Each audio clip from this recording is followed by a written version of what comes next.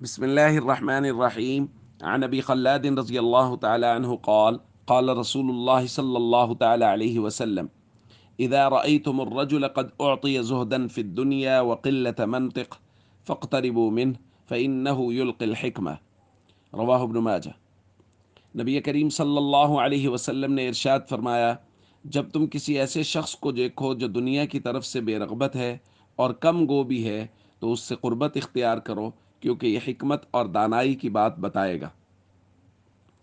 दोस्तों, ये दो सिफ़ात नबी करीम सल्लल्लाहु अलैहि वसल्लम ने ज़िक्र फरमाई हैं कि अगर किसी शख्स में हो तो वो हिकमत और दानाई की बातें ही बताएगा, लिहाजा तुम उससे क़ुर्बत इख्तियार करो, उसके पास आना जाना रखो। एक है ज़ुहदन फ़िद दुनिया, वो दुनिया से बेरग़बत हो। देखें, एक है किसी शख्स के पास दुनियावी मालो असबाब है, तो मालो असबाब के होने का ये मतलब नहीं है कि ये दुनिया में रग़बत रखता है या इसके अंदर दुनिया की मोहब्बत भरी हुई। मालो असबाब होना और बात है और दुनिया की रग़बत होना और बात है। अब ये कैसे पता चलेगा? तो भाई ज़ाहिरी तौर पे ये पता चलेगा उसकी गुफ्तगू से। आप उसके पास गए हैं, अगर आप वहाँ गए हैं और हर वक्त मालो असबाब की ही बातें हो रही हैं, हर वक्त दुनिया की ही बातें हो रही हैं, तो इसका मतलब यह है कि ये चीज़ इसके दिल में मौजूद है, इसी वजह से तो ज़ुबान पे आ रही है।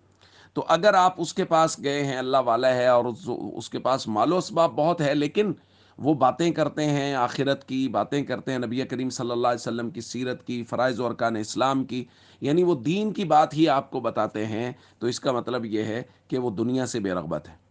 और दूसरा है क़िल्लत मंतिक़, कि वो गुफ्तगू कम करते हों, ज़्यादा ना बोलते। जो शख्स बहुत ज़्यादा बोलता हो, वो उस उससे हिकमत और दानाई की बातें अगर होंगी भी सही तो पता ही नहीं चलेगा। ज़ाहिर है, अगर एक आदमी 200 बात में से 2 बातें हिकमत और दानाई की कर भी रहा है, तो 198 बातों में से 2 बातें निकालना बड़ा मुश्किल होगा।